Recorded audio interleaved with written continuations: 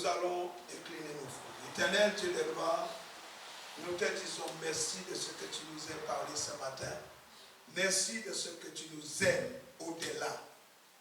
Tu nous as aimés les premiers et tu manifestes chaque jour ton amour pour ton peuple encore. Nous te bénissons et nous te sommes très reconnaissants. Aujourd'hui, Seigneur mon Dieu, nous voulons encore te donner toute la gloire. Laisse que ta parole vivante et efficace agisse dans nos cœurs libérés. Nos cœurs que tu as rendus purs par le sang de Jésus. Et par cette parole que nous allons recevoir ce matin. Oh Dieu, quel honneur, la puissance et la gloire te reviennent. Bénis ton peuple, fortifie ton peuple. En ton nom, nous donnons gloire. Au nom de Jésus, nous t'avons prié. Amen. Amen. Le titre du message aujourd'hui, c'est « Vous avez été appelés à Christ pour lui appartenir ». Dis « J'appartiens à Christ ». La Bible dit que nous avons été scellés. C'est pourquoi nous devons sans cesse remercier le Seigneur Dieu, le Père, pour ce privilège qu'il nous a donné d'être des héritiers du royaume de Dieu. Nous sommes en effet des héritiers du royaume. Et cet héritage, c'est le lot des chrétiens qui vivent dans la lumière. Alléluia. C'est le lot des chrétiens vivant dans la lumière.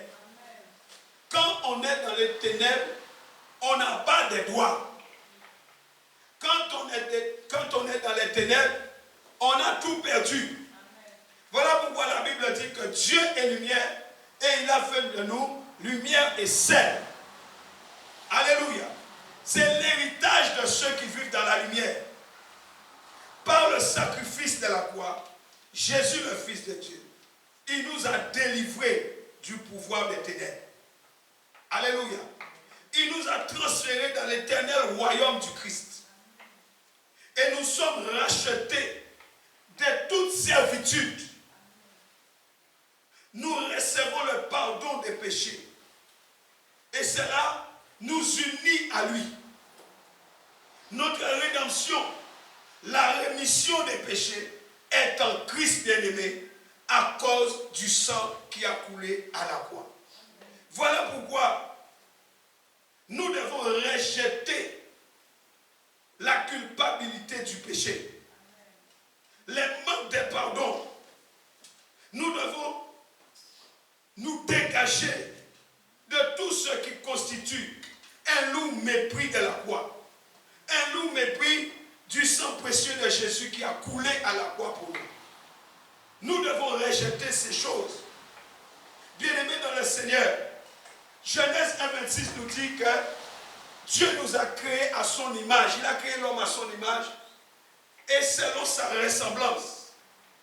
Mais quand on regarde Colossiens 1, verset 15, allons le voir. Colossiens 1, 15. La Bible dit, ce Fils, il est l'image du Dieu que nul ne voit. Donc le premier-né de toute création, il a la primauté sur toute créature. Ce Fils Jésus, le Fils de son amour, il est l'image de Dieu.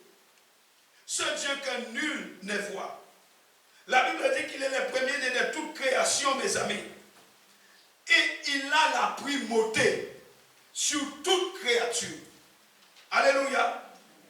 Voilà pourquoi nous devons les connaître. Et nous devons aussi avoir conscience de qui il est pour nous.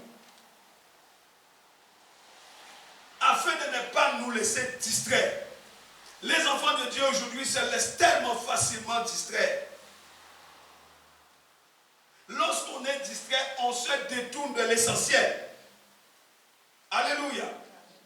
Au chapitre 2, toujours des Colossiens, au verset 13, il est écrit, « Oui, vous étiez morts à cause de vos fautes, égarés par les convoitises de votre vieille nature, mais en vous unissant au Christ, Dieu vous a fait revivre. » Il y a quelque chose qui se passe dans l'union avec le Christ. Il y a quelque chose qui se passe dans la communion avec le Christ. La Bible dit, il nous a fait revivre avec lui en nous pardonnant tous les péchés par sa grâce. Voilà pourquoi nous aussi nous devons pardonner. Je ne cesse de le dire. L'une des clés importantes, c'est la communion avec le Christ, mes amis. Nous devons tout faire pour rester dans cette communion. Car c'est dans la communion avec le Christ que nous sommes morts pour les puissances spirituelles qui régissent ce monde. Et c'est aussi en cet endroit que nous sommes libérés de la religiosité. Ne soyons pas des chrétiens religieux, des chrétiens qui passent leur temps à faire semblant. Nous devons sortir des rites, des rituels, des coutumes et des traditions, toutes ces choses que nos parents nous ont enseignées. Nous devons quitter les ombres. Dis, je quitte les ombres. L'ombre n'est pas la réalité des choses. Une ombre est une ombre. Nous devons quitter les ombres. Notre réalité est là. Il est bien vivant. Hébreux 4:12 nous dit, la parole de Dieu elle est vivante et efficace, non? Quittons les ombres. Alléluia. Alléluia. Notre réalité, mes amis, est en Christ. Ne perdons pas notre couronne en courant comme des aveugles après des futilités. Dites avec moi, la croix a triomphé. Dis encore, la croix a triomphé. Colossiens 2, 14, 15 nous dit quoi? Il a effacé l'acte aux 1000 articles qui nous accusaient. Car il mentionnait tous nos manquements à la loi de Dieu. Il l'a annulé et il l'a cloué à la croix. Il a démasqué et puis désarmé toute autorité, tout pouvoir de l'enfer. Il a exposé leurs faiblesses devant l'univers. Il les a traînés derrière son char triomphant après sa victoire à la croix. Dites encore, Christ a triomphé. Alléluia. Nous sommes ressuscités à une vie nouvelle. Une nouvelle vie. La vie de Christ. Et dans la communion avec lui, il nous a amenés dans cette communion avec lui. C'est pourquoi, bien-aimés, ne perdons pas notre temps à courir après les riens. Un rien est un rien. Mais recherchons ensemble, je dis recherchons ensemble, les réalités qui sont celles d'en haut. De l'endroit où trône le Christ, à la droite de Dieu. Car nous sommes assis dans les lieux célestes. Nous sommes trop rattachés aux choses de la terre. C'est pourquoi nous souffrons. Et tant que nous serons rattachés aux choses de la terre, nous allons souffrir. Ça va s'amplifier. Car il y a de grandes persécutions qui arrivent. Ces persécutions arrivent sur la terre. Il n'y a pas de persécution au ciel. Si tu es rattaché à la terre, tu vas souffrir. Ta souffrance va s'amplifier. Nous devons donner une nouvelle orientation à nos pensées et à nos affections. Donne, s'il te plaît, une nouvelle orientation à tes pensées. Laissons de côté les choses de la terre. Il y a des biens célestes à notre disposition. Nous sommes cachés avec le Christ en Dieu. Qui peut te toucher? Qui peut affecter ta vie? Quand tu es caché en Christ avec Dieu, qui peut toucher à ta vie? Il nous a rendus éligibles. Christ est notre vie. Colossiens 3, versets 1 à 4 nous dit, du moment donc que dans la communion avec le Christ, vous êtes ressuscités à une vie nouvelle. Recherchez aussi les réalités d'en haut, de là où trône le Christ à la droite de Dieu. Que toute votre pensée et toute votre affection soient orientées vers ces biens célestes. Ne vous attachez pas aux choses de cette terre, car en fait, vous êtes morts à ce monde et votre véritable vie demeure désormais cachée avec le Christ en Dieu. Mais le jour où le Christ, lui qui est votre vraie vie, se manifestera au monde, alors votre véritable nature sera aussi manifestée à l'univers tout entier et vous partagerez sa gloire. Notre véritable nature n'est même pas encore manifestée. Alléluia. Alléluia. Par Christ et pour Christ, tout a été créé.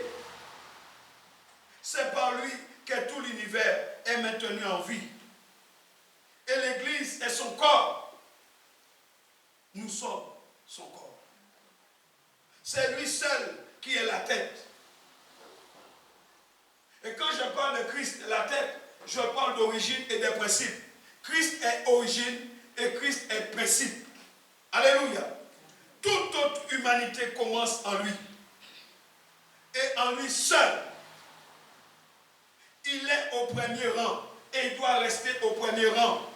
Partout et en toutes choses. Dieu l'a décidé aussi dans sa souveraineté. Christ doit être en premier, en tout et pour tout. Toute plénitude doit demeurer en Christ. C'est lui seul le réconciliateur avec Dieu. Hors de lui, ce n'est pas possible d'être réconcilié avec Dieu. Sans lui, il n'y a pas de réconciliation. C'est par lui, par son sang versé à la croix, que Dieu donne la paix. Alléluia. Si nous voulons la paix, nous devons passer par lui. Frères et sœurs, nous devons livrer à la mort et maintenir à la mort toutes nos aspirations qui, dans notre vie, appartiennent à la terre. L'amertume, la colère, l'irritation, la convoitise, la méchanceté, la jalousie. Nous devons livrer ces choses à la mort. Ce sont les choses de la terre. Il n'y a pas d'amertume au ciel. Il n'y a pas de rejet au ciel. Il n'y a pas d'abandon au ciel. Il n'y a pas de convoitise au ciel. Nous devons livrer à la mort ces choses. Comment sommes-nous aussi attachés à ce qui est mauvais au détriment de ce qui est bon?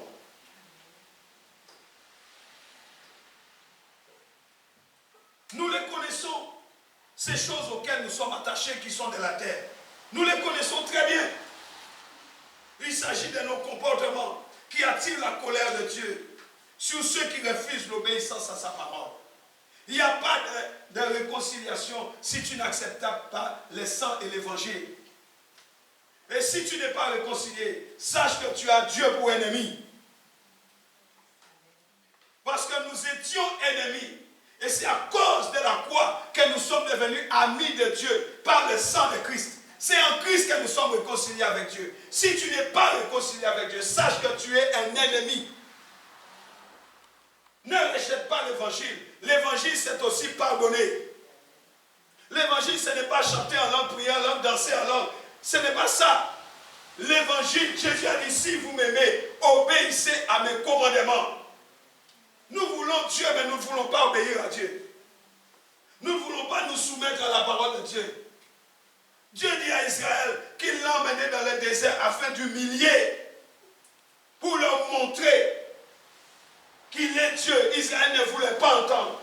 Dieu les a envoyés dans le désert pour parler à leur cœur. Faudrait-il qu'il t'envoie dans le désert pour que tu puisses entendre sa voix et lui obéir? Je ne le souhaite pas pour toi. Mais si tu résistes à la parole de Dieu, je dis qu'il en soit ainsi. Jusqu'à ce que tu comprennes qu'il faut te soumettre à la parole. Qu'il t'envoie dans le désert. Si cela doit durer 40 ans, eh bien je dis que cela doit durer 40 ans. Nous devons nous soumettre à la parole. L'évangile de Dieu, c'est la vérité. Dieu ne veut pas de rebelles dans la maison. Que quelqu'un dise une vie transformée.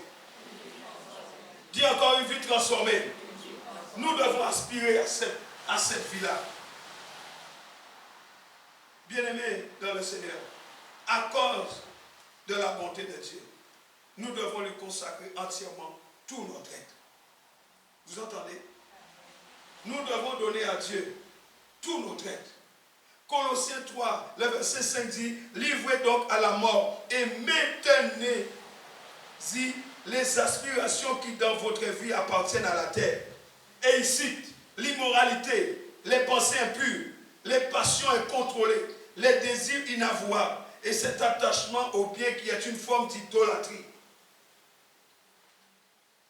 Rappelez-vous, ce sont ces comportements qui attirent la colère de Dieu sur ceux qui refusent de lui obéir. Tous ces débordements, vous les connaissez bien, puisqu'autrefois, lorsque vous marchiez encore dans les rangs des ennemis de Dieu, c'était là votre vie. C'était là, mais ce n'est plus. Parce que nous avons une vie transformée. Dites une vie transformée. Je t'en supplie, quitte cette manière de vivre. Alléluia. Nous devons enlever tout ce qui n'est pas la gloire de Dieu. Notre être, notre corps, nos forces, toutes notre facultés, nous devons les mettre à la disposition de Dieu comme une offrande vivante, sainte et qui plaise à Dieu. C'est cela notre culte spirituel. C'est lui qui nous rend capables de reconnaître ce qui est bon à ses yeux, ce qui lui plaît et qui nous conduit à une réelle maturité spirituelle. Combien d'enfants de Dieu qui sont immatures après 17 ans, 20 ans, 30 ans d'ancienneté, toujours immatures. Aucun progrès spirituel. Nous ne sommes pas appelés à tourner la main des Philistins. C'est l'Esprit de Dieu qui nourrit notre espérance. Christ est notre espérance. Et c'est ce même esprit qui nous soutient. C'est le même esprit qui nous prend en charge avec nos faiblesses. Le Seigneur n'a jamais dit que nous ne devons pas avoir des faiblesses. Il nous connaît, mais il prend en charge nos faiblesses. Voilà pourquoi en nous appuyant sur lui, nous pouvons dire quand je suis faible, c'est alors que je suis fort. Le Saint-Esprit nous aide dans nos limitations, mais nous devons lui demander de nous aider et ne pas rester reclus sur nous-mêmes. C'est lui qui vient à notre secours quand nous prions. Vous priez, mais vous n'avez aucune attente. Vous priez, mais vous ne vous attendez même pas à ce que Dieu intervienne. Vous parlez beaucoup. Des litanies et des litanies et des litanies qui n'ont rien de productif. Vous priez, vous n'écoutez pas Dieu. Vous priez, vous ne savez même pas ce qu'il vous dit. La prière n'est pas un monologue. J'ai vu des gens prier des heures et des heures. La prière n'est pas un monologue. La prière, c'est une communion avec Dieu. Il y a un échange. Dieu doit te parler quand tu pries. Ferme ta bouche à un moment donné et écoute-le. Mais on est dans un monologue de 4 heures. À la fin, on dit, oui, tu viens de prier 4 heures, ma soeur. Mais Dieu, il t'a dit quoi? Tu es capable de dire, puisque toi seul, tu as parlé. Et après, on vient se convaincre soi-même que Dieu nous a dit, va à droite, va à gauche, lève-toi, assieds-toi. Et on commence à raconter des conneries. Parce qu'on n'a pas pris le temps de l'écouter. La prière n'est pas un monologue. La prière est une invitation à communier avec Dieu. Père Céleste, mais voici, dis-moi, tu m'as convoqué, parle-moi. Le Saint-Esprit est en toi, il va te parler. Et quand il te dira de faire, fais ce qu'il te dit. Ne déforme pas, ne détourne pas de la vérité. Parce que combien se détourne de la vérité? Combien de fois nous avons vu dans la Bible, nous lisons nos Bibles tout le temps, mais nous avons vu combien de fois Dieu dit, invoque-moi et je te répondrai. Mais où sont les réponses que Dieu t'a données pour ta vie? Si tu prenais le temps d'écouter Dieu, tu aurais compris depuis longtemps qu'il te demandait de te repentir. Mais au lieu de l'écouter, on continue d'avancer en négligeant la réponse de Dieu. On conçoit notre réponse nous-mêmes. J'avance parce que j'ai raison. Personne n'a raison devant Dieu. Ni même moi qui vous parle. Nous devons prier, mais écouter ce que Dieu a nous dit. Alléluia. Le souverain sacrificateur Élie a dit à Samuel, quand il va t'appeler, dis-lui, mais voici. Combien de fois tu as dit à Dieu, Seigneur, mais voici, maintenant parle. Pour toi, il n'a pas besoin de parler, il n'y a que toi qui parles.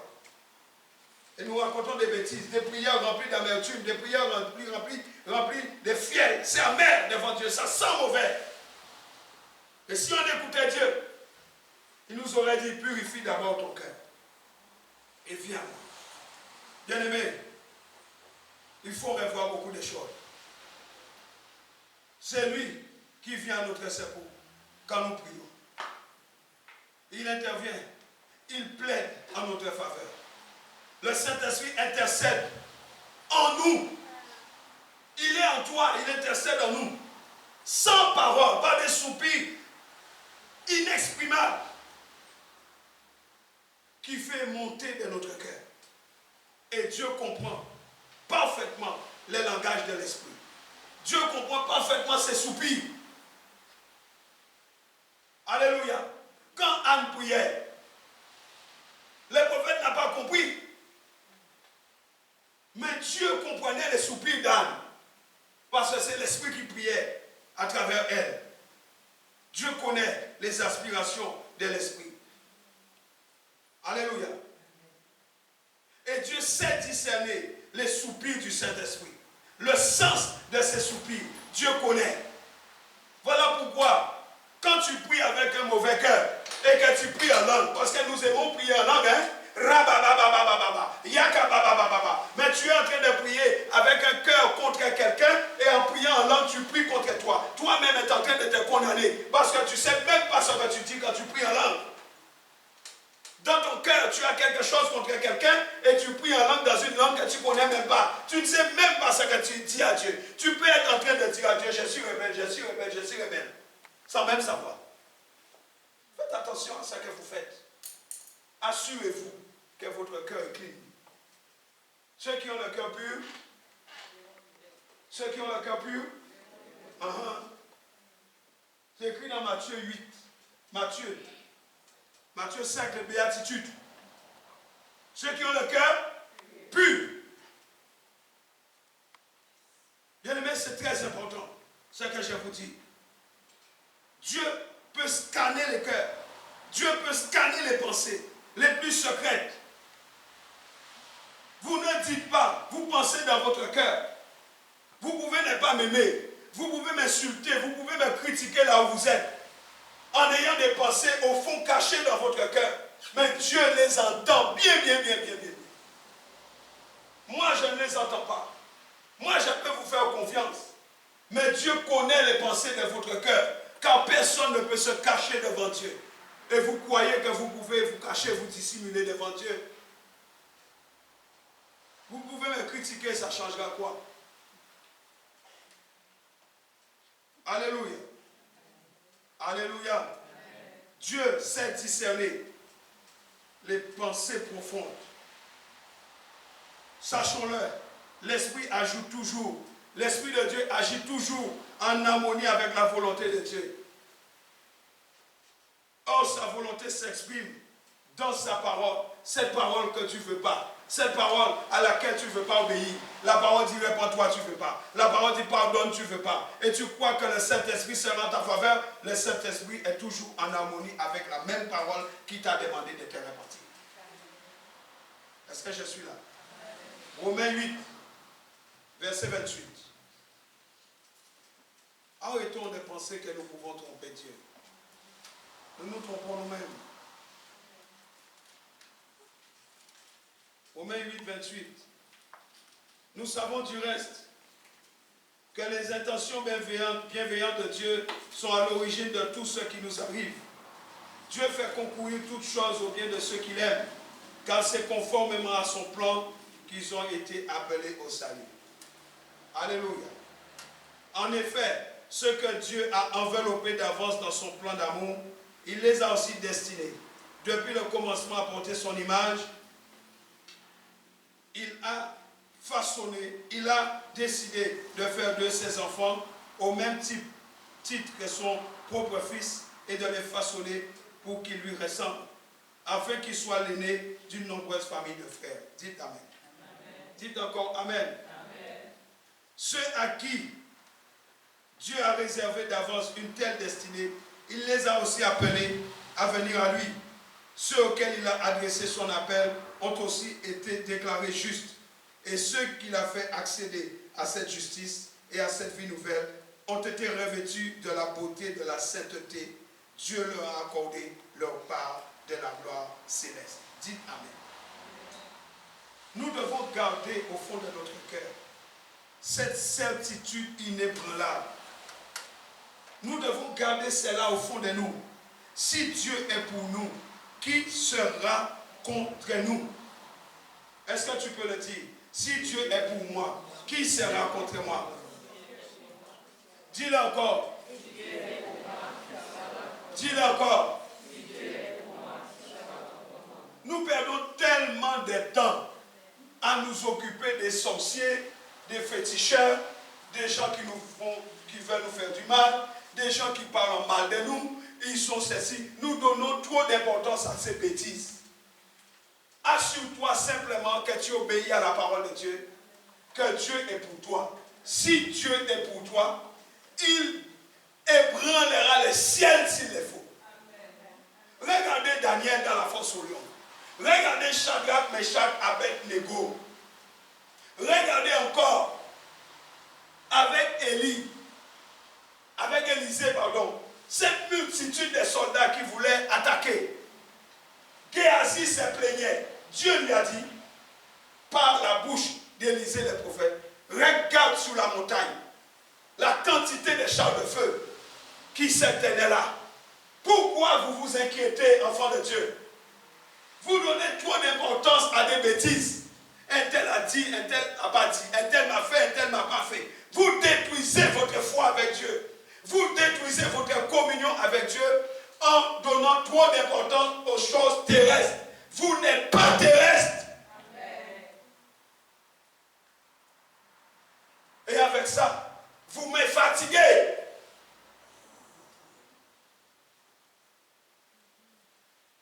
Ouvrez les yeux de votre cœur. Ouvrez votre entendement. Ouvrez votre compréhension. Arrêtez de regarder au sol. Celui qui est debout dans l'esprit est debout, même s'il est assis.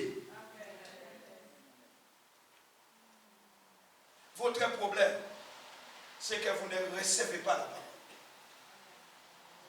Oh, le pasteur, il a parlé. Le pasteur, il a bien prêché.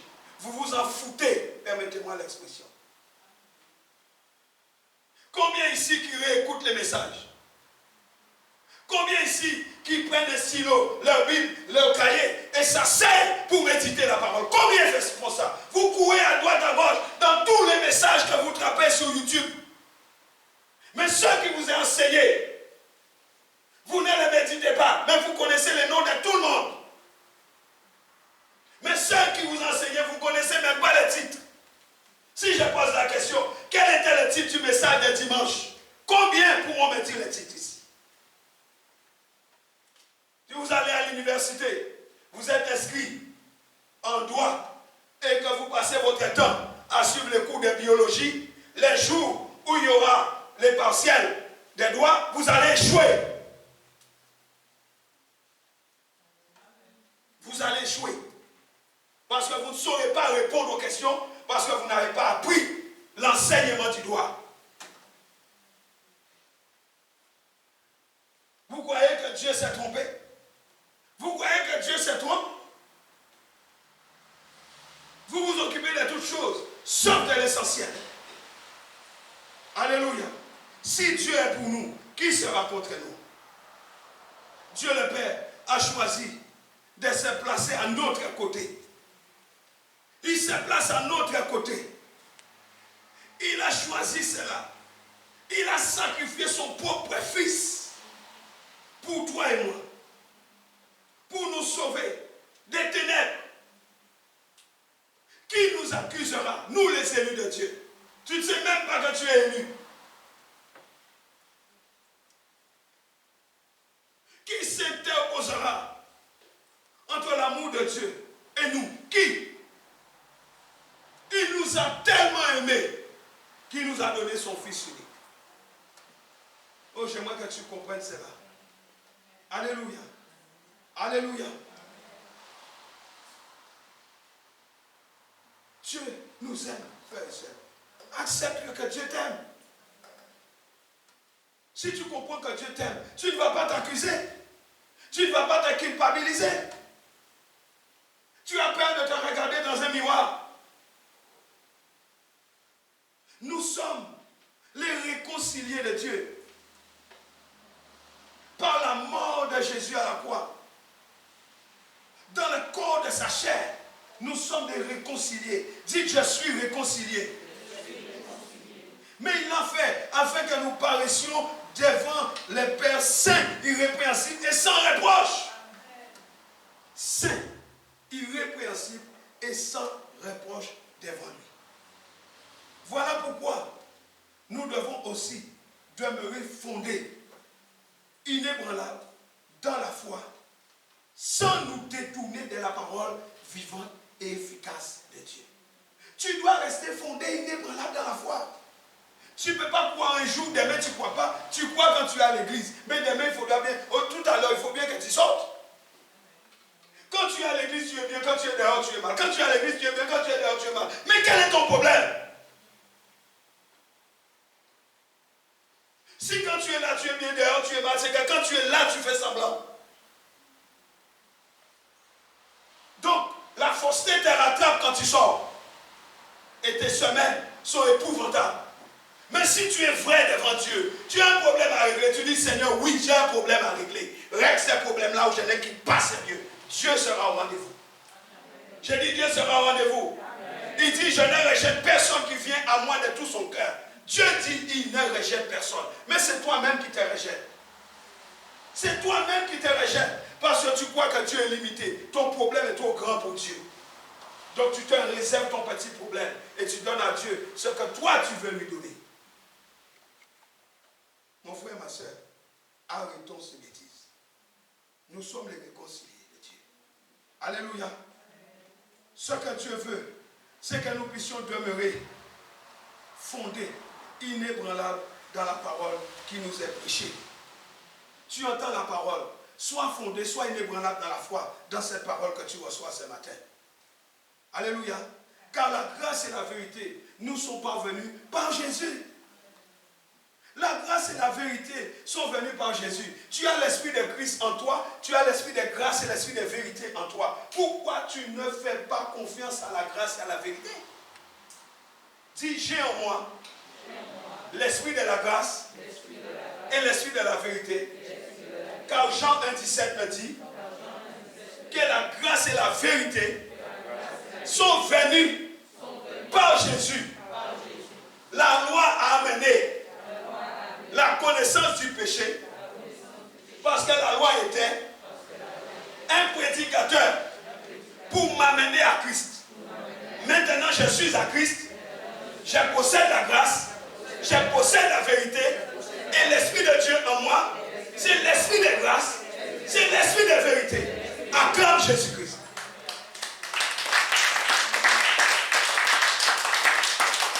Oui, frères et sœurs, la grâce et la vérité sont venues en Jésus. Nous n'avons aucun intérêt à demeurer dans les mensonges du diable. Les mensonges qui libèrent dans nos pensées. Alléluia. Je parle du mystère de Dieu, à savoir Christ. Mystère dans lequel sont cachés tous les trésors de la sagesse et de la connaissance. Tous ces trésors sont en toi. Vase de terre, Dieu a caché tous ces trésors en toi. Regarde-toi. Dis, je porte les trésors du royaume de Dieu. Regarde-toi. S'il te plaît, regarde-toi. Et dis, je porte en moi tous les trésors de Dieu. Tu peux être un vase de terre, mais tu portes en toi tous les trésors de Dieu. Ça veut dire qu'un trésor, vous avez vu quelqu'un qui ne protège pas un trésor? Répondez-moi. Est-ce que vous avez déjà vu quelqu'un qui ne protège pas un trésor? Ça veut dire que si tu portes en toi tous les trésors de Dieu, sache que le ciel protège les trésors. Amen. Sache que le ciel te protège. Dieu ne te laissera jamais tomber à cause de ces trésors que tu portes en toi. Mais tu dois être conscient de ce que tu portes. Alléluia. Il y a quel coffre fort qui ne sait pas les trésors qu'il cache à l'intérieur de lui. pas vivant. C'est une boîte. Aussi sophistiquée qu'elle puisse être, le coffre-fort reste une boîte. Mais toi, tu es un coffre-fort vivant. Et le diable ne peut pas voler ce trésor parce qu'il y a un code. Il faut passer par le Saint-Esprit. Il ne peut pas avoir les codes. Alléluia. Alléluia. Mystère dans lequel sont cachés tous les trésors de la sagesse et de la connaissance. Bien-aimés dans le Seigneur, ce que je dis, c'est que nous ne devons pas nous laisser séduire. Mais nous devons veiller à ce que personne ne nous dépouille de notre foi. Que personne ne te dépouille de ta foi. Que personne ne fasse de toi des prisonniers ou des prisonnières par des doctrines bizarres qui n'ont rien à voir avec l'évangile de Christ, la bonne nouvelle. Alléluia. Lisons 1 Corinthiens 3, 11.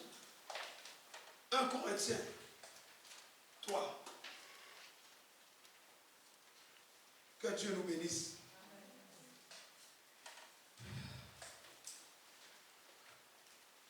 La Bible dit, pour ce qui est du fondement, pas de problème. Nul n'en peut poser d'autre que celui qui est déjà en place, c'est-à-dire Jésus-Christ lui-même. Le passage nous dit qu'il y a un fondement qui a été posé dans ta vie.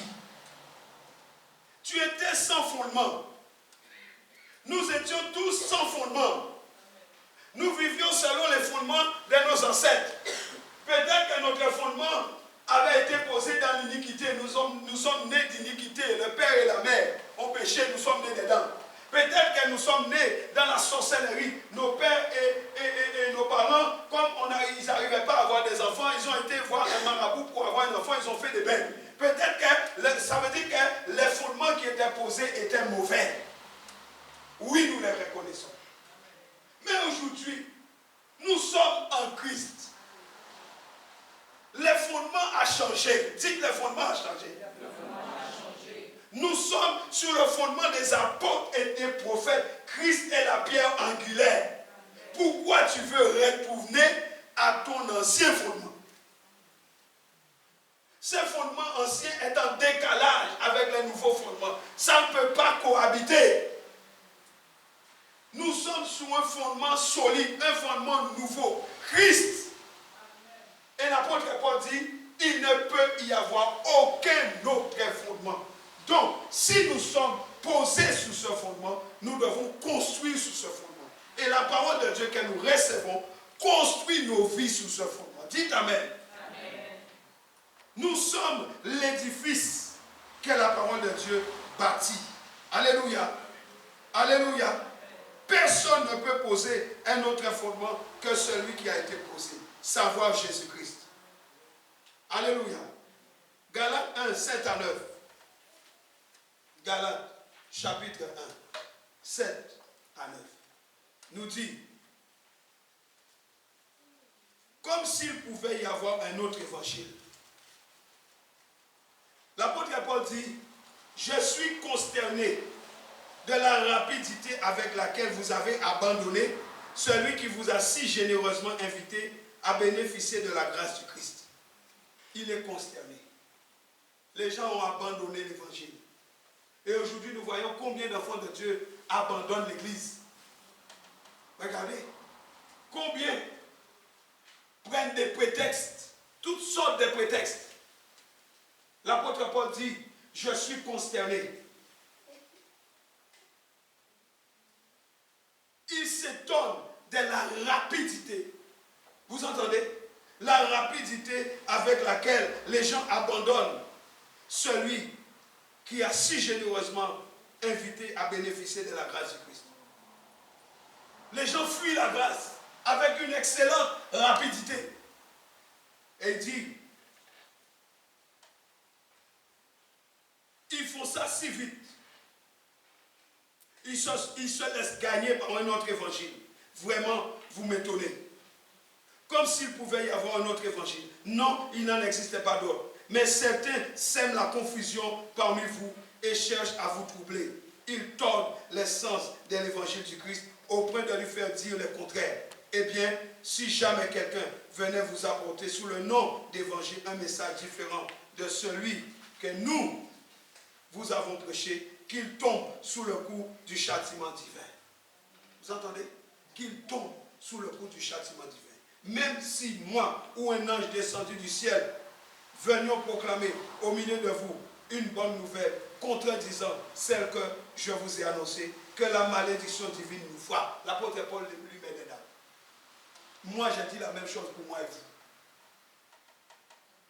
Je ne vous prêcherai jamais un autre évangile que la vérité. Je suis prêt à dire ce que l'apôtre Paul a dit. Parce que je sais dans mon cœur que je vous prêche la vérité. Je ne vous prêche pas les mensonges. Là, il faut revenir à Dieu. Je vous dis, revenez. Je ne serai jamais contre l'évangile de Dieu. Parce que l'évangile de Dieu est une puissance pour le salut de quiconque croit. Je vous l'ai déjà dit, je préfère tout perdre, mais ne jamais perdre Christ. On peut me haïr, on peut me rejeter, on peut m'insulter, mais on ne touchera pas à Jésus dans ma vie. J'ai fait le choix de lui. Le reste, je m'en fous. Pourvu qu'il a la première place dans ma vie, ouvrier en faire autant. Parce qu'il n'y a que lui qui peut vous retirer des problèmes. Alléluia. Alléluia. Vous comprenez? Nous sommes la maison de Dieu. Vous êtes le jardin qu'il cultive. Nous qui œuvrons ensemble au service divin, nous ne sommes que des collaborateurs. Moi qui vous parle, je ne suis que collaborateur. Maman Christelle n'est que collaboratrice de Dieu. Pour cette magnifique construction que vous êtes. Et cela conformément à la mission que le Seigneur Dieu m'a donnée dans sa grâce. La mission qu'il m'a assignée et selon les capacités qu'il m'a données. C'est Dieu qui me donne la mission. C'est Dieu qui me donne la capacité d'accomplir la mission. Je ne me suis pas réveillé un bon jour, je me suis dit, je vais bâtir une église. Non, frère. Non. Dieu donne la mission, il donne aussi la capacité. Et il met autour de toi les personnes pour t'aider. Pas des personnes pour te combattre au point que tu dois regarder dans le rétroviseur à chaque fois où ils sont. C'est quand même triste. Il n'y a pas d'amen. J'ai dit c'est triste que tu sois toujours en train de regarder dans le rétroviseur s'il n'y a pas quelqu'un qui te pointe un couteau dans le dos. Nous sommes censés nous aider, oui ou non? Vous êtes censés m'aider à accomplir la mission de Dieu, oui ou non pour les âmes?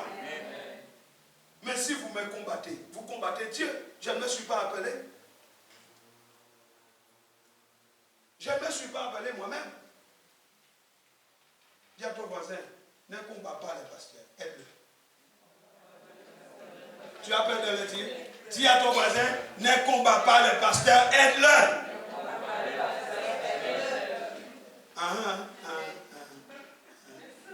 Il faut le dire. Il faut m'aider. Tous c'est les pasteurs, les pasteurs, les pasteurs, les pasteurs.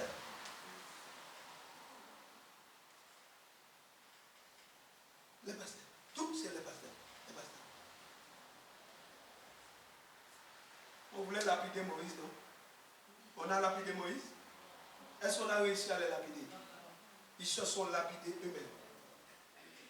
Vous ne pouvez pas combattre Dieu. Ne faites pas ça. Ne commettez pas cette erreur. C'est grave. Alléluia. Nous sommes des collaborateurs de Dieu pour vous enseigner, pour vous amener vers la grâce. Mon évangile, l'évangile que je prêche, que je vous prêche, c'est pour vous amener à Christ. C'est pour vous amener à lui. Nous sommes sa maison. Alléluia. Vous comprenez ce que j'ai dit? Chacun doit prendre garde à la manière dont il bâtit cette construction. Vous êtes les champs de Dieu. Mais chacun doit faire attention à la manière dont il construit. Ça veut dire que ma fille doit faire attention à la manière dont elle parle à ma fille là-bas. Parce que si tu lui parles mal, tu construis mal. Il doit faire attention à la manière dont il parle à la sœur. Parce que ce que tu vas dire va la construire ou la détruire. Et aujourd'hui, nous blessons les gens tellement facilement dans l'église. Et nous sommes tranquilles. Je n'ai rien fait. Je n'ai rien fait. Le regard qui tue, les paroles qui tuent, les pensées qui tuent, les attitudes qui tuent. Il y a trop de meurtriers dans l'église. Il y a trop d'assassins dans les églises. Il n'y a pas d'amen. Il faut me donner un bon amen très fort. Non, mais votre amen m'embête. Donnez-moi un bon amen. J'ai dit, il y a des assassins dans les églises. Des ninjas. Avec leur longue épée, leur langue. Des ninjas. Des ninjas. Avec les regards, ce sont des lasers. Les regards parlent. J'étais regard, mais j'étais déjà foudroyé. Jean, il a dit, quand il a vu Jésus, dans l'Apocalypse, ses yeux étaient comme le soleil. Jean est tombé quand il a vu le regard de Jésus. Bien-aimés, nous devons faire attention. Chaque mot que je laisse sortir de ma bouche dans la vie de maman Liliane construit Liliane ou détruit Liliane. Dis à ton voisin, ton choix sera comment? Dis après ce que tu entends là, quel choix tu vas faire? Tu vas construire quelqu'un ou tu vas détruire l'âme du Seigneur? Tu es responsable. Nous parlons avec légèreté. Nous blessons les gens et nous sommes tranquilles. Oh, Dieu m'a pardonné. Dieu m'a vu. Écoutez-moi bien. Il y a un pouvoir dans nos mots. Il y a un pouvoir dans nos paroles. Les paroles que tu vas dire sur toi-même. Mais surtout les paroles que tu vas dire sur quelqu'un. Fais attention à ce que tu dis aux gens. Fais attention à la manière dont tu te comportes avec les gens. Tu peux détruire ou construire les gens. Souviens-toi que c'est la superstructure de l'Éternel. Souviens-toi que c'est les champs de Dieu. Souviens-toi que c'est les bâtis de Dieu. Souviens-toi qu'une âme est une construction de l'Éternel pour faire attention à ce que tu vas laisser sortir de ta bouche à partir d'aujourd'hui. Que Dieu m'entende.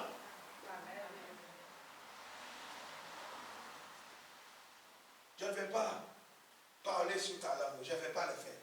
Mais je crois que tu m'as compris. Mais que je n'ai pas à user de la hardiesse pour demander à Dieu de pourrir ta langue dans les palais. La Bible dit que l'apôtre Paul dit, nous pouvons faire usage de l'autorité pour punir la désobéissance. Je suis une autorité de Dieu, je peux punir ta désobéissance. Mais que je n'ai pas à le faire. Que je n'ai pas à le faire. Alors change ta version de parler sur toi-même et sur les gens. Nous construisons ou nous démolissons la vie des gens. C'est pourquoi vous voyez des gens, après avoir entendu des cantons, des paroles de toutes sortes, regardez leur vie. Leurs âmes sont en petits morceaux. Ils sont décontenancés, vidés. Ils ne comprennent plus rien. Une confusion dans leur vie parce qu'on est venu leur raconter des bêtises. Pourquoi tu n'es pas venu lui faire du bien en l'exhortant à marcher dans la sainteté? Pourquoi tu ne viens pas dire à la sœur, ma sœur, Jésus t'aime beaucoup, je t'encourage à continuer, je connais ta persévérance, poursuis tes efforts, même si c'est difficile, tu y arriveras, car toi et moi et toi, nous allons prier jusqu'à Dieu ouvre la porte. Amen. Tu lui fais du bien. Amen. Mais tu viens lui raconter plein de bêtises. C'est déjà difficile pour elle. Mais quand tu as fini, tu la laisses comment? Dis-moi, tu la laisses comment? Et toi, tu pars chez toi tranquille. Tu as laissé ton venin des serpents. Et tu es là, tu rentres chez toi, mais c'est toi le premier qui chante la gloire de Dieu. Ah, Dieu, Dieu, Dieu, Dieu.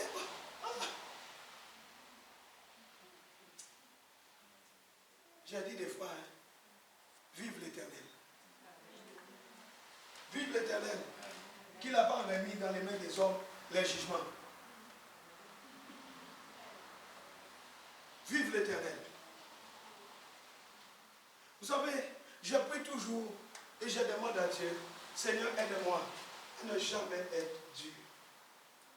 Que je sois rigoureux, certes, mais je ne veux pas être dur de cœur. Les gens peuvent me voir et penser que oui, cet homme-là, il est très dur. Je ne suis pas dur, je suis rigoureux sur certaines choses. Je ne suis pas dur. Les gens qui ne m'ont jamais approché pensent que je suis dur. Mais je ne suis pas dur. Il fut un temps où je devais élever ma propre barrière de protection pour me protéger à cause des trahisons des gens. Mais ça, c'est avant que je sois dans le Seigneur. J'élevais ma clôture et je ne laissais personne rentrer. Parce que, à force d'être trahi, mais Dieu m'a fait grâce. Dieu m'a changé. Je sais aimer les gens. Je n'ai pas un cœur fourbe. Si je te dis oui, je ferai tout mon possible pour mon oui. Mais si je te dis non, je ferai aussi tout mon possible pour le non. Mais je suis toujours quelqu'un ouvert envers les autres. Parce que Dieu m'a fait grâce. Et je reconnais d'où il m'a tiré. J'ai dit à Dieu, je combattrai jusqu'à mon dernier souffle le mal. C'est ça mon alliance avec Dieu. Beaucoup de gens viennent à l'église, mais vous ne connaissez même pas la vision de l'église. La vision de l'église, ça ne sera jamais de détruire une âme. Jamais. Je détruirai une âme. Je te donnerai les conseils qu'il faut. Je te dirai ce qu'il faut. Mais ce sera toujours à toi de décider. Je ne déciderai jamais à ta place. Même si je dois souffrir du comportement, de l'attitude de la personne. Mais je ne prendrai jamais sa place dans la décision. Ça, c'est moi. Et je prie toujours que Dieu me corrige. Je n'ai pas peur de demander à Dieu de me châtier. Si ce que je fais n'est pas sa gloire, je lui dis, Seigneur, arrête-moi. Ne me laisse pas plonger jusqu'à me perdre. Si je suis dans une voie qui ne te glorifie pas, Seigneur, ramène-moi dans la voie de la justice et la vérité. C'est pour dire à quel point je suis. Ce n'est pas une gloire pour moi de venir prêcher là. Non, ce qui compte pour moi, c'est de te voir sauvé. C'est de savoir que tu vas à Christ. C'est pour savoir que si demain Christ revient, que nous soyons ensemble sauvés, enlevés ensemble. Amen. Mais que nous ne soyons pas les uns pour les autres une pierre d'achoppement. C'est peut-être dur ce que je dis, mais on a dit à Jésus que cette parole est dure. Qui peut l'accepter? Tu dois l'accepter. Parce que la vérité, quand tu connaîtras la vérité te rendra libre. Les mensonges ne te libèrent pas. La flatterie ne te libère pas. C'est pourquoi je dis toujours aux gens, j'ai dit à maman Liliane, j'ai dit aux jeunes, j'ai dit à tous ceux qui me côtoient, je leur dis, acceptez la vérité. Acceptez qu'on vous dise toujours la vérité, mais qu'on ne vous flatte pas. Parce que la personne qui vous flatte ne vous aime pas. Si je flatte le frère, je lui tape toujours dans le dos, sans jamais le corriger. Je lui dis, frère, tu as fait quelque chose là, tu sais, c'est grave ce que tu as fait. Ça peut te coûter cher. Reviens, sors de la vie. Je t'aime beaucoup, viens avec moi, sors de ça. Si je ne le fais pas, je dis, ah oui, tu sais, ah oui, j'aime te voir, ah oui, tu sais, je le tue. Je le tue consciemment en plus. Parce que je sais ce qui ne va pas. Je ne lui dis rien. Mais nous devons toujours être de ceux qui encouragent les autres. Nous avons un esprit d'exhortation, un esprit d'encouragement. Nous n'avons pas reçu du Seigneur un esprit pour tuer. Dis, je ne suis pas meurtrier. Dis, je ne suis pas meurtrier. Au nom de Jésus. Donne-moi un bon amen. Alléluia. Gardons notre foi inébranlable. Soyons vigilants. Ne nous laissons pas distraire. Si nous sommes la demeure de Dieu, il vit en nous. Une fois de plus, je le répète, ne vous laissez pas distraire. Déchargeons-nous sur lui, sur le Seigneur de tous nos soucis. Il nous a pris en charge. Dis, le Seigneur m'a pris en charge. Gardons notre foi inébranlable. Jésus a dit dans Luc 18, verset 8, quand je reviendrai, trouverai-je la foi sur cette terre? La foi que tu as, la foi inébranlable, c'est le résultat de la manière dont tu cours la course. Si tu n'as pas une foi authentique, une foi inébranlable, tu vas courir à droite, à gauche, comme battant l'air. Pourquoi? Ta foi n'est pas solidement ancrée sur la parole de vérité. Tu dois avoir une foi inébranlable. Dites avec moi, foi inébranlable. Dis encore, foi inébranlable. C'est le type de foi que Jésus nous a donné. C'est pourquoi dans Matthieu 8, il a dit à ses disciples, chant de peu de foi, parce qu'ils ont réveillé Jésus alors qu'il devait calmer la tempête et les vents. Nous passons notre temps à pleurer, à nous accuser les uns les autres. Alléluia. Alléluia. Le dessein de Dieu pour nous. Les plans de Dieu pour nous, bien-aimés dans le Seigneur. Les plans de Dieu, c'est quoi? C'est que nous soyons inébranlables. Les desseins de Dieu ne changera jamais. Les plans de Dieu pour toi ne changera pas. Rien ne peut changer le plan de Dieu pour ta vie. Dis, rien ne peut changer le plan de Dieu pour ma vie. Dis encore, rien ne peut changer le plan de Dieu pour ma vie. Regardons Genèse 50, verset 20. Genèse 50, le verset 20. Lisons ensemble. Vous aviez médité de me faire du mal. Dieu l'a changé en bien pour accomplir ce qui arrive aujourd'hui, pour sauver la vie à un peuple nombreux. Ici, il est question des frères de Joseph. Les frères de Joseph ont médité de lui faire du mal. Vous savez, c'est quoi méditer? Méditer, c'est quoi? Ça veut dire qu'on prend les temps. On calcule. On prend la calculatrice. On mesure la longueur, la largeur, la hauteur, la profondeur. On dit, je vais le détruire comme ça. Je constitue les plans de destruction. Je mets en marche tout le travail de démolition. C'est ce que les frères de Joseph ont fait. Et ils ont dit, voici le faiseur des rêves qui arrive. Maintenant, tuons-le. À cause d'une tunique de plusieurs couleurs. Parce que son père l'a aimé plus que les autres frères. En plus, Dieu est venu ajouter l'ingrédient d'Adam. La vision de qui il devait devenir. Mais ils ont oublié une chose. C'est que le qui Joseph devait devenir ne dépendait même pas de Joseph.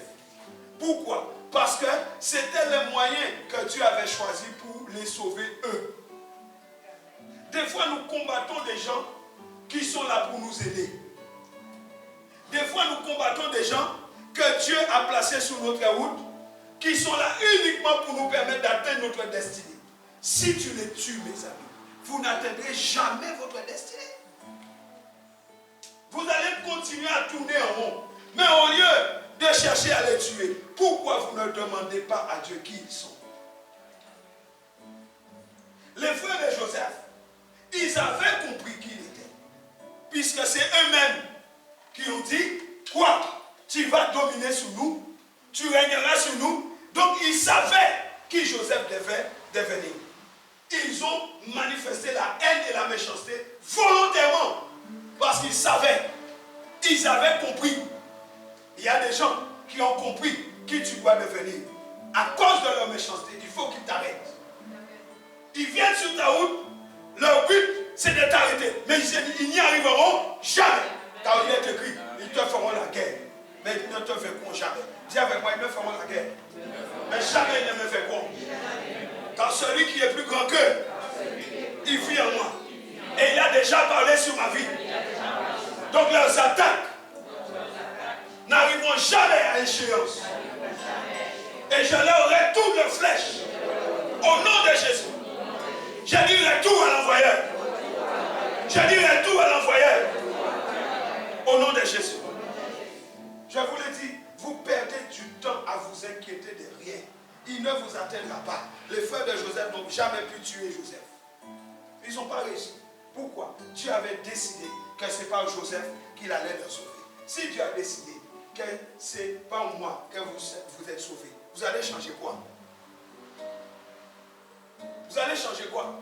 Vous allez me critiquer, vous allez me combattre, mais vous allez vous détruire vous-même. Vous ne me détruisez pas, c'est vous que vous vous détruisez. Alléluia. Allons dans le chapitre 37. Genèse 37. Il est écrit ceci, au verset 4. Ses frères virent que leur père l'aimait plus que tous, et ils le prirent en haine, ils ne pouvaient plus lui parler avec amitié. Regardez les gens, comment les gens vous parlent. Quand les gens vous parlent, écoutez-les. Ne parlez pas trop vite. Ne vous précipitez pas à répondre. Quand les gens viennent s'adresser à toi, écoute comment ils te parlent. La Bible dit, ils ne pouvaient pas. Ils ne pouvaient pas. C'est pas ils ne voulaient pas, mais ils ne pouvaient pas. La haine avait tellement envahi leur cœur qu'ils ne pouvaient pas. Ils étaient incapables de parler à leurs propres frères avec amitié. Quand quelqu'un vient t'adresser la parole, tais-toi, écoute.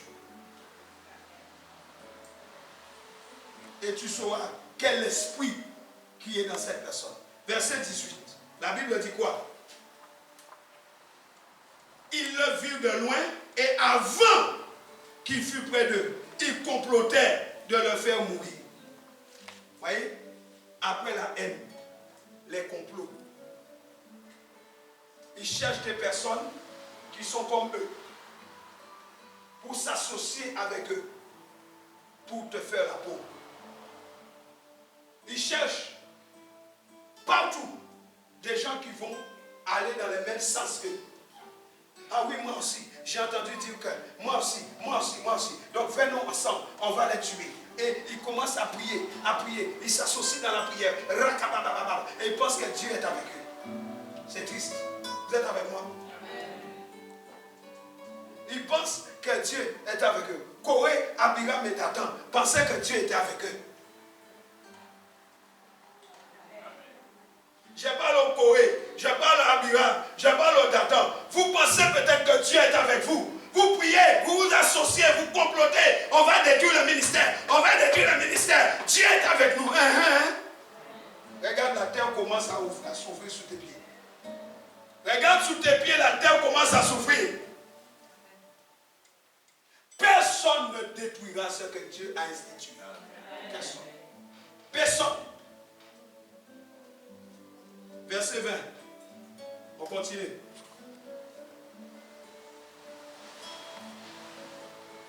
Ils disent quoi? La Bible dit, 19, ils se disent l'un à l'autre, voici les faiseurs des songes qui arrivent. Vous voyez comment ils appellent leurs frères? Faiseurs des songes. La haine qui parle. Venez maintenant, tuons-le. Voyez? La haine, le complot, les mépris, le meurtre. Vous comprenez le processus? Si vous laissez la haine entrer dans votre cœur, ça va vous conduire tout droit au meurtre. Faites attention aux gens qui passent leur temps à mépriser les gens. Ils ont haï Joseph. Ils l'ont méprisé. Ils ont comploté. Ils ont méprisé. Et maintenant, c'est devenu quoi? Un assassinat. Tuons-le. Est-ce que c'est clair? Genèse 45, verset 5 à 8. Genèse 45, verset 5 à 8. Maintenant, regardez ce que Joseph dit. Oh, je bénis Dieu pour le cœur de Joseph. Seigneur, donne-moi un cœur comme le cœur de Joseph. Donne-moi ce cœur. Un cœur comme le cœur de Joseph. Un cœur comme le cœur de David. Tu devais faire cette prière. Au lieu de demander à Dieu un mari, une femme, de l'argent, un travail. Dis Seigneur, donne-moi un cœur comme le cœur de Joseph. Dis ça. Dis encore Seigneur, donne-moi un cœur comme celui de David. Tu as rendu le témoignage qu'il a trouvé un cœur, un homme selon son cœur. Dis Seigneur, fais de moi un homme selon ton cœur. Au nom de Jésus, fais-le en moi. Donne-moi un cœur comme le tien. Regardez ceci. Verset 5. Maintenant, ne vous affligez pas et ne soyez pas fâchés d'en avoir vendu pour être conduit ici, car c'est pour vous sauver la vie que Dieu m'a envoyé devant vous. Pourquoi Dieu m'a appelé ici? Qui peut répondre? Pourquoi Dieu m'a placé ici? Pour sauver des vies. Pourquoi Dieu m'a appelé ici? Pour sauver. Joseph n'a pas regardé à lui. Joseph pouvait se morfondre, se lamenter. Non. Joseph n'a pas souffert. Il n'a pas souffert dans la force. Il n'a pas souffert la séparation avec son père. Joseph a souffert parce que c'est un être humain. Nous sommes humains. Mais il n'a pas regardé à lui. Il a compris que tout ce qu'il vivait, c'était pour les autres. Il a dit quoi? Ne vous affligez pas, car c'est pour vous qui cherchez à me tuer que Dieu m'a appelé ici. Pour vous sauver. C'est pour vous sauver la vie que Dieu m'a envoyé devant vous. Parce qu'il y avait une grande famine. Voilà 2 ans que la famine est dans le pays. Et pendant 5 années encore, il n'y aura ni labour ni moisson. Dieu m'a envoyé devant vous pour vous faire subsister dans le pays. Et pour vous faire vivre par une grande délivrance. Ce n'est donc pas vous qui m'avez envoyé ici, mais c'est Dieu. Il m'a établi père de Pharaon, maître de toute sa maison et gouverneur de tout le pays d'Égypte. Dites Amen. Amen. Avant d'être plein, que quelqu'un me fait, quelqu'un me dit, quelqu'un me fait, quelqu'un me dit, pense à Dieu, qui peut arrêter cela, mais qui ne l'arrête pas. Parce que Dieu a quelque chose qui veut travailler en toi. Il fallait qu'il enlève l'orgueil de Joseph. Parce que certainement, quand Joseph a reçu la tunique bigarrée, il devait dire, vous voyez, mon père m'aime plus que vous. Où est votre tenue? Où est ta tenue? Hein? Il passait devant eux comme le coq. Où est ta tenue? Mon papa, où est ta tenue? Nephtali, où est ta tenue? Isaac, où est ta tenue? Mon père m'a donné, mon père m'a donné. Donc Dieu devait briser son orgueil. Afin qu'il comprenne que la vision qu'il a n'est pas pour lui, mais pour les peuples. Frère, ma soeur, écoutez-moi. La vision que Dieu donne à un homme, une femme, ce n'est jamais pour toi. La vision, c'est toujours pour accomplir un but pour le peuple de Dieu. Voilà pourquoi, quand Élie a dit, moi j'ai fait, moi j'ai fait, moi j'ai fait, moi, Dieu lui disait, Élie, que fais-tu ici? Moi. Élie, qu'est-ce que tu fais ici? Jusqu'à ce que Dieu lui montre qui il est. Et Dieu lui a dit, reprends ta route. Et Dieu l'a appelé. Après qu'il ait oint des rois et Élisée comme prophète à sa place. Bien-aimé, écoutez-moi bien. La vision que Dieu donne, ce n'est jamais pour toi personnellement. C'est toujours pour accomplir un but pour les âmes que tu dois sauver. Dites, j'ai la vision de Dieu en moi. Pour le salut des âmes. L'erreur que tu as commise, c'est que tu as cru que la vision, c'était à toi. Donc, tu fais d'une affaire personnelle lorsque les gens t'attaquent, même dans ta famille. Quand ta soeur t'insulte, tu fais quoi? Quand ton frère t'insulte, tu fais quoi? Quand ton mari t'insulte, tu fais quoi? Quand ton femme t'insulte, tu fais quoi? Parce que tu crois que la vision t'appartient. La vision n'est pas à toi. C'est Dieu qui met en toi la vision afin de faire subsister son peuple. Dieu sait dans quel temps nous vivons. Et Dieu sait que nous allions vivre ces temps difficiles. Il met la vision pour le salut des âmes. Dis gloire à Dieu. Gloire à Dieu. Dis encore gloire à Dieu. Est-ce que je parle à quelqu'un? Est-ce que je parle à quelqu'un? Joseph a dit, il y aura la famine. Et je dis au peuple de Dieu ce matin, il y a et il y aura des temps de persécution. Si tu ne comprends pas la vision, tu vas mourir. Si tu ne comprends pas la vision de l'Église, tu vas mourir. La vision de l'Église, c'est de nous sécuriser en un endroit où nous sommes protégés par Dieu. Mais si tu ne comprends pas la vision, en étant orgueilleux et rebelle à la parole, tu ne tiendras pas le feu. Bien-aimés dans le Seigneur, nous devons toujours nous examiner. Examinons-nous afin de questionner les dispositions de nos cœurs. Deutéronome 8.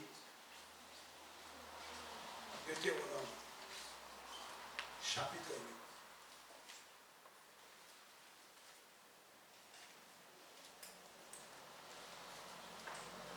Versets 2 et 3. Souviens-toi de tous les chemins que l'Éternel, ton Dieu, t'a fait faire pendant ces 40 années dans le désert, afin de t'humilier et de t'éprouver, pour savoir quelles étaient les dispositions de ton cœur, et si tu garderais ou non ses commandements. Il t'a humilié, et il t'a fait souffrir de la faim, et il t'a nourri de la manne que tu ne connaissais pas, et que n'avaient pas connu tes pères, afin de t'apprendre que l'homme ne vit pas de pain seulement, mais que l'homme vit de tout ce qui sort de la bouche de l'Éternel. C'est avec moi, je ne vis pas de pain seulement, mais de tout ce qui sort de la bouche de Dieu. C'est ce qui me fait vivre. Alléluia. Quelle est la place de la parole de Dieu dans nos cœurs bénis? Quelle est sa place? Dieu nous éprouve, Dieu nous enseigne, Dieu nous humilie pour notre bien. Tout ce que le Seigneur fait, c'est pour notre bien. Car l'orgueil est un poisson terrible. Alléluia. L'orgueil est un poisson terrible. 2 Corinthiens 4, versets 17 et 18. 2 Corinthiens 4.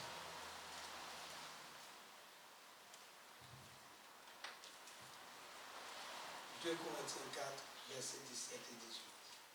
Il est écrit, les épreuves que nous avons endurées dans cette vie sont toutes légères et éphémères. Elles nous préparent pour l'éternité. Une plénitude de gloire dépassant tout ce que nous pouvons imaginer. Aussi, n'attachons-nous pas nos regards aux choses visibles, mais aux réalités invisibles. Ce que l'on peut voir ne dure qu'un temps. Les réalités invisibles demeurent éternellement. Attache-toi aux réalités invisibles. Quitte les ombres. Les ombres, c'est ce que tu entends que les gens disent de toi. C'est ce que les gens font derrière ton dos. Ils peuvent comploter derrière ton dos. Ils peuvent te mépriser. Tout ça, je les appelle des ombres. Mais la réalité, c'est ce que Dieu a dit sur toi. Qu'est-ce qu'il a dit sur toi? Tu es mon enfant. Mon sang coule dans tes veines. Je t'ai racheté de la malédiction de la loi. Il n'y a plus aucune condamnation sur ta vie. Les gens peuvent te condamner. Devant toi, derrière toi, tu t'en fous. Il n'y a aucune condamnation sur ta vie. Il n'y a aucune condamnation. Tu n'es pas le résultat des propos des gens. Tu n'es pas le résultat des attitudes mauvaises des gens. Tu n'es pas le résultat du comportement des gens. Ils se comportent mal. C'est son problème. Mais toi, détermine ton attitude en Christ. Christ marchait avec circonspection. Ça veut dire qu'il était sûr de sa marche. Tu ne peux pas continuer à marcher en tremblant. Tu ne sais pas s'il faut déposer les pieds ou pas. Marche avec sûreté, sécurité, la tête levée. N'incline pas les fronts comme un canard devant les gens, comme l'autruche qui met sa tête dans le sable en disant qu'il n'y a pas de danger. Lève ta tête et marche-toi, marche correctement la statue droite. Regarde les gens dans les yeux. Ne baisse pas les yeux. Regarde dans les yeux. Parce que tu sais qui tu es. Lorsque tu vas commencer à regarder avec les yeux, ils ne vont pas te fixer les yeux. Parce que tu es la lumière. La lumière va jaillir de tes yeux. Tu vas voir, ils vont incliner la tête. Ils ne peuvent pas te regarder. Parce que s'ils sont en train de mentir, comment ils vont regarder la vérité? En te regardant, tu vas mettre dehors leur vie. Parce que les yeux sont les fenêtres des âmes. Donc quand tu les regardes dans les yeux, tu vas voir tout ce qui est à l'intérieur. Regardez les gens dans les yeux. Ne baissez pas les chines devant les gens. Qui m'a compris ici? Amen. Arrêtez de baisser votre tête devant les gens comme des peureux, comme des lâches. Les yeux sont les fenêtres de l'âme. Si c'est un menteur, si c'est quelqu'un qui vit dans la duplicité, si c'est quelqu'un qui est hypocrite, regarde-le dans les yeux, tu verras son hypocrisie. Fixe-le dans les yeux, il va baisser la tête. S'il dit la vérité, il continuera à te regarder. Mais s'il ne peut pas te regarder, c'est qu'il y a un problème. Tu as compris? C'est ça que j'ai fait. Je te regarde pendant 5 minutes et je regarde ce que tu fais. C'est pour ça que les gens disent, ah oui, il est Dieu. Je ne suis pas Dieu. Je te scanne. Je ne suis pas Dieu, je te scanne. Si tu viens devant moi en mentant, je le saurai. Parce que pendant que je te regarde, je dis au Saint-Esprit, montre-moi qui est devant moi. Si tu viens en me mentant, c'est ton problème. Mais dès que je sais que tu me mens, je ne te le dirai pas non plus. Je ne te dirai pas. Mais je sais que tu mens. Mais je ne te le dirai pas. Et par mes propos, tu entendras des conseils pour te pousser à changer. Mais libre à toi de changer. Mais je ne te dirai jamais, tu m'aimes, non. Tu m'entendras dire des conseils pour t'amener à changer. Mais tu es libre. Dis avec moi, tu es libre. Et c'est ainsi que je me suis rendu compte qu'il y a beaucoup de menteurs autour de moi. Beaucoup d'hypocrites autour de moi. Et je dis oui. Je corrige avec la Bible. Tout le monde entend. C'est à chacun de prendre ses dispositions. Je ne vais pas violer ton libre arbitre. Non. C'est à toi de changer. Dis, c'est à moi de changer. L'orgueil est un poison terrible. Alléluia. Le Saint-Esprit est le sceau par lequel Dieu nous a marqués. Dis, Dieu m'a marqué par le Saint-Esprit. Je lui appartiens. Quand on pose le sceau, c'est le signe que le changement de propriétaire est manifeste. Dis, il y a eu un changement de propriétaire. Dis, le sceau de l'Esprit sur ma vie témoigne du changement des propriétaires. Tu n'appartiens plus au diable. Tu n'appartiens plus à l'ennemi. Tu n'appartiens plus à Satan. Tu appartiens à Jésus parce que tu portes sur ta vie les sceaux divins. Dites avec moi, les propriétaires ont changé. J'appartiens à Dieu car je porte sur ma vie le sceau de son Saint-Esprit. Vous savez, quand on reçoit un colis, on signe le colis. Oui ou non? Quand la poste vous amène le colis, vous faites quoi? Vous signez. C'est la preuve que le propriétaire a changé de nom. À partir du moment qu'on vous donne la boîte, vous recevez la boîte, ça veut dire que vous devenez le propriétaire de la boîte. Et Dieu est le propriétaire de nos vies. Le changement de propriétaire a été manifesté.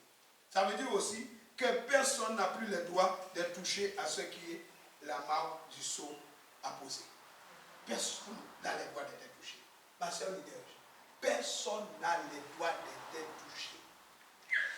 Accepte ça, c'est tout. À cause du sceau, les propriétaires ont changé. Oui, j'ai péché. Oui, j'ai commis l'immoralité. Oui, j'ai commis l'iniquité. Oui, j'ai volé. Oui, j'ai menti. Oui, j'ai été un voleur. Oui, j'ai assassiné. Oui, j'ai fait ça. Oui. Mais au jour de la délivrance, Dieu m'a accepté. Dieu m'a enlevé de la malpropreté. Et il a dit, tu es mon enfant. Je mets les sceaux sur ta vie. Il m'a marqué du sceau céleste.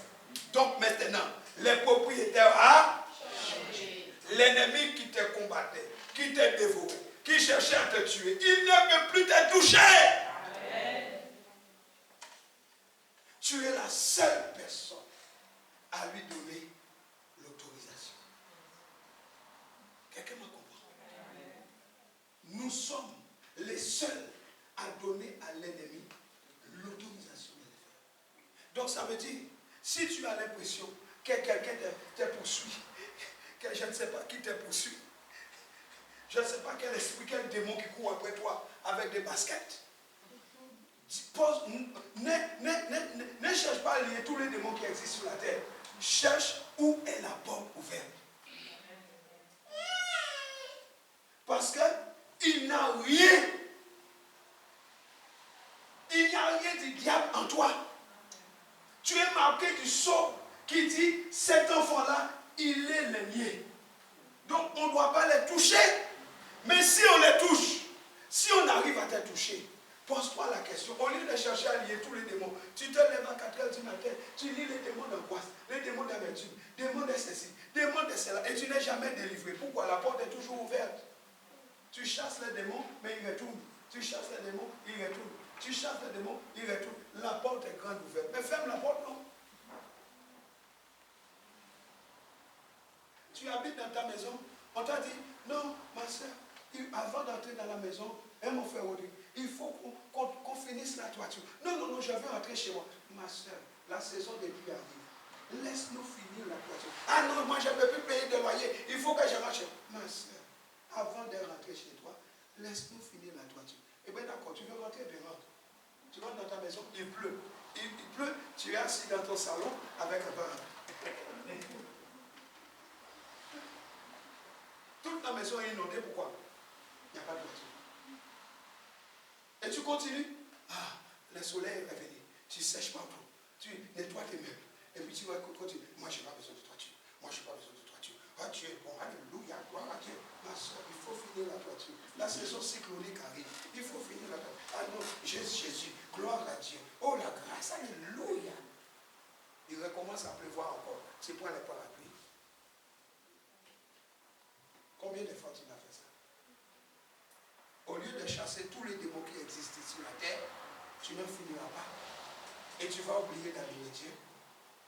Cherche dans ta vie où est la porte ouverte. Le Seigneur, il est le réparateur des brèches. Le sang de Jésus, c'est une école forte qui colmate toutes les brèches. Cherche où est la faille et ferme la porte. Alléluia. Alléluia. Les changements de propriétaire a lieu. Nous devons pas seulement écouter la parole. Nous allons déclarer avec Jacques 1. On va se lever. Nous sommes arrivés à la fin. Nous allons déclarer avec moi Jacques 1. Bon. Jacques 1, verset 19. On va se tenir debout.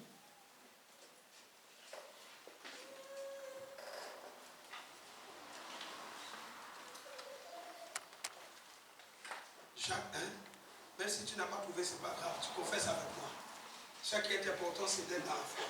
Tu déclares avec moi, je déclare aujourd'hui que je sois capable, prêt à écouter, mais que je ne me hâte pas de parler, que je sois capable d'écouter. Je prie que Dieu me rende capable d'écouter. Que je ne me mette pas en colère. Car la colère n'accomplit pas la volonté de Dieu. Voilà pourquoi aujourd'hui, je déclare que je me débarrasse de tout ce qui salit, de tout ce qui reste en moi de méchanceté. Et j'accueille dans un esprit humble et docile la parole qui a été libérée et qui s'est implantée en moi. Car je déclare aujourd'hui que cette parole a le pouvoir de me conduire au salut. Je déclare aujourd'hui que la parole que j'ai entendue a le pouvoir de me délivrer, a le pouvoir de me libérer, a le pouvoir de me conduire au salut. Voilà pourquoi je ne vais pas me borner seulement à l'écouter, mais je vais la traduire en acte. Toutes les paroles que j'ai reçues aujourd'hui, qui ont été plantées en moi par l'Esprit du Seigneur, je déclare aujourd'hui que je ne vais pas seulement m'abonner à l'écouter, mais je vais traduire ces paroles en acte. Je vais faire ce qu'elle dit, car je reconnais qu'elle peut me conduire au salut. Au nom de Jésus. Au nom de Jésus. Au nom de Jésus. Bien-aimés dans le Seigneur, nous devons écouter, mais nous devons aussi agir. La foi en notre Seigneur Jésus-Christ, glorifié, est inconciliable avec une attitude inspirée par des préjugés. Tu dis avec moi, Père Céleste, je déclare aujourd'hui mon renoncement aux préjugés sociaux. Je ne vais pas avoir des propos jugeants. Je ne vais pas avoir un regard qui tue. Je ne vais pas avoir un regard qui juge les gens. Je ne vais pas avoir une attitude mauvaise envers les autres. Je ne vais pas avoir un comportement méprisant. Car je reconnais que la parole de Dieu, elle est vivante et efficace pour transformer. Elle est vivante et efficace, plus tranchante qu'une épée quelconque, à deux tranchants. Je prie aujourd'hui que la parole pénètre mon âme, que la parole pénètre mon cœur, que la parole me pénètre esprit à mes corps. Parole de Dieu, pénètre-moi. Que Seigneur mon Dieu, ta parole descende dans les profondeurs de mon être. Que ta parole partage mon âme, mon esprit, mes jointures et moi. Seigneur, je prie aujourd'hui que ta parole juge mes sentiments, juge mes émotions. Au nom de Jésus, parole du Dieu vivant, juge les pensées de mon cœur, juge mes sentiments, juge mes émotions. Je te les demande. Juge mes pensées, juge mes émotions, juge-les au nom de Jésus. Enlève la méchanceté de mon cœur, enlève la médisance, enlève le mépris, enlève ce qui n'est pas agréable à toi, car ces choses ne peuvent pas aller avec ta sainteté. Esprit de sainteté, esprit de grâce, Saint-Esprit de Dieu, voici mon cœur ce matin. Voici mon âme ce matin. Seigneur mon Dieu, je ne veux plus continuer à écouter la parole sans acte. Je reconnais que le prix a été payé. Le prix élevé a été payé pour ma liberté. Le prix qui a été payé est un prix élevé pour ma liberté. Voilà pourquoi je renonce à la folie. Je renonce à l'attitude insensée. Je renonce à la méchanceté, à la convoitise, au mépris. Je renonce à toutes ces choses. Je reviens à toi, Esprit de Dieu. Je reviens à toi, Esprit de Dieu. Change mon cœur. Change mon âme. Restaure-moi ce matin. Au nom de Jésus-Christ. Gardez vos mains levées. Saint-Esprit, vis dans mon cœur. Chante-moi ça. Saint-Esprit, vis dans mon cœur. Comme un soleil, éclaire-moi. Saint-Esprit, Saint-Esprit, vis dans mon cœur. Comme un soleil, éclaire-moi. Saint-Esprit, Saint-Esprit, vis dans mon cœur. Comme un soleil, éclaire-moi. Saint-Esprit, Saint-Esprit, vis dans mon cœur. Comme un soleil, éclaire-moi. Chantons-le. Saint-Esprit, vis dans mon cœur, comme un soleil, éclaire-moi, Saint-Esprit, Saint-Esprit, vis dans mon cœur, comme un soleil, éclaire-moi, accorde-moi